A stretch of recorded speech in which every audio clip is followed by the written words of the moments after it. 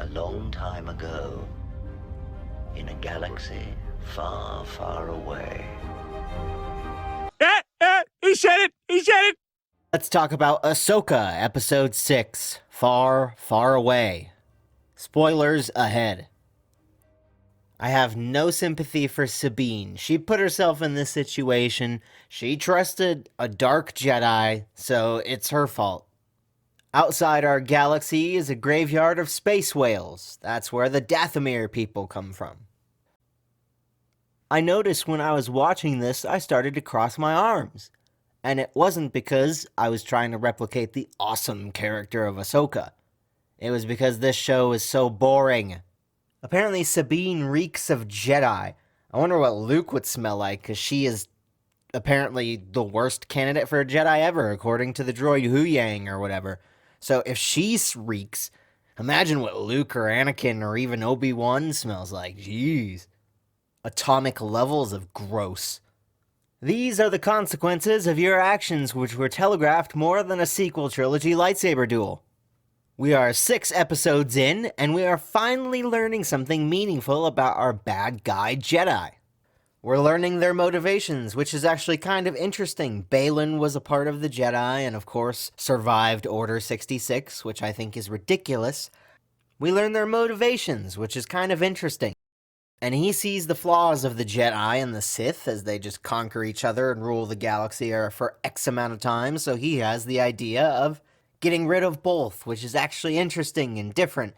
It would have been great to learn this in some of the first few episodes, because the villains have been cool and all that, but they've been pretty bland character-wise, and we haven't really known their motivation besides bringing back Thrawn, which didn't seem like their true motivation. It seemed like there was something underlying, and here we go. I think it would have served the show a lot better to introduce these motivations before episode 6 of an 8 episodes. We have 2 episodes left, and it's unfortunate because we're not going to get any more of Ray Stevenson, because rest in peace, which also sucks because he is the most interesting character in the show. There's so much wasted time in this show on wasted shots and dialogue that has long pauses between. If you trimmed all that down and showed these motivations, and they didn't have to be on the planet to explain it, they could have been training or something, and Baylan just wanted to talk about their plan again, like he's reminiscing or he's excited about it, I don't know. So we finally get a look at Thrawn. He is here on this planet where the Dathomir people come from. He doesn't use their dark magic, but he is using them for their dark magic. Ezra is missing on this planet, and he's been hunting him since. We'll get to that later. Also, the soldiers were yelling, "Thrawn! Thrawn!"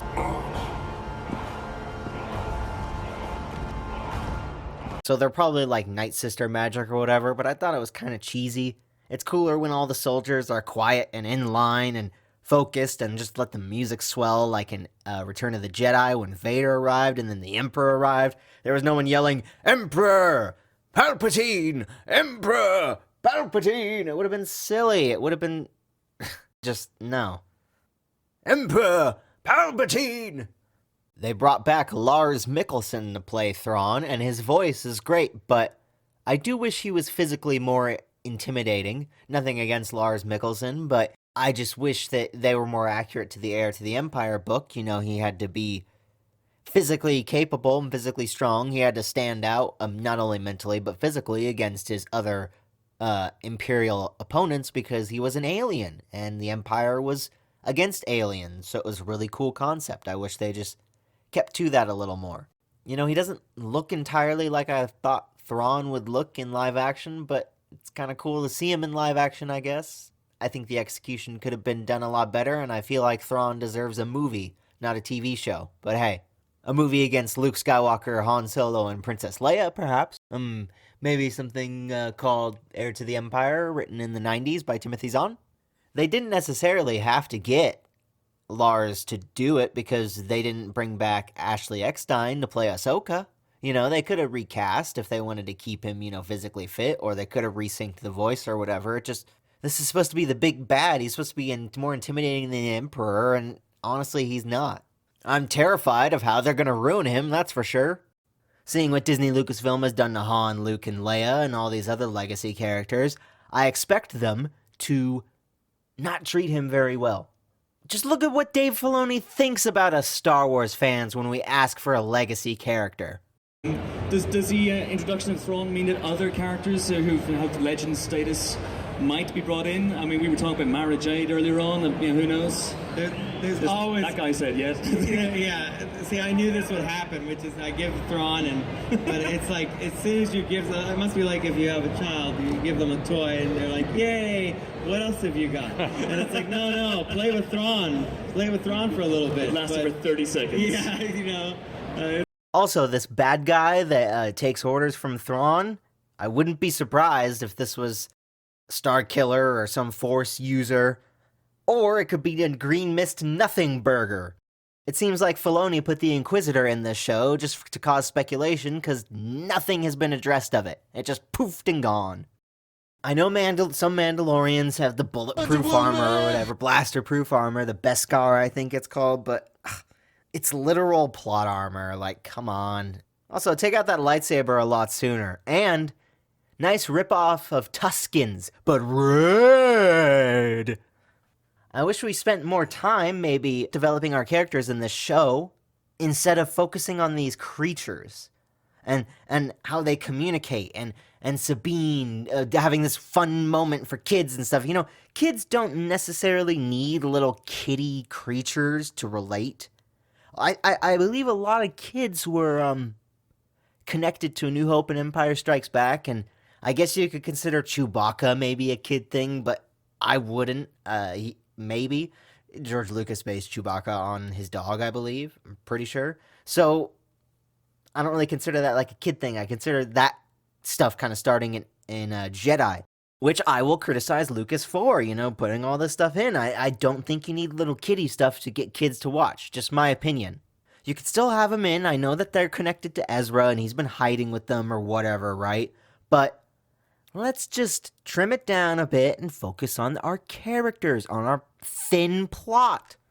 And Ezra hanging out with these creatures, I kind of question it, because why didn't Thrawn and his ship scan the shells or actually come down and physically look? I know that they say they move, but I highly doubt there's a way that they completely avoided Thrawn all this time. Maybe they did.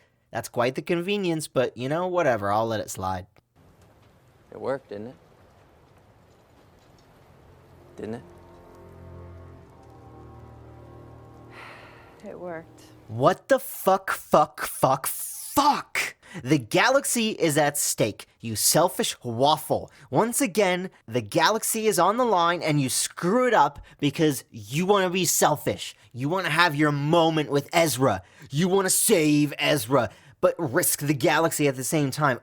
This Sabine is so unlikable. Every episode, they just do more and more to make her unlikable. It's so pathetic. At the end of the episode, Thrawn is devising a plan to stop Ahsoka, and it just makes me wish it was Luke Skywalker. It's cool. He asks, I want her apprentice. I want to know where she was born. I want to know this, that. And it was cool, and I just wish it was Luke Skywalker, one of the characters that the whole Skywalker saga is based on, but whatever.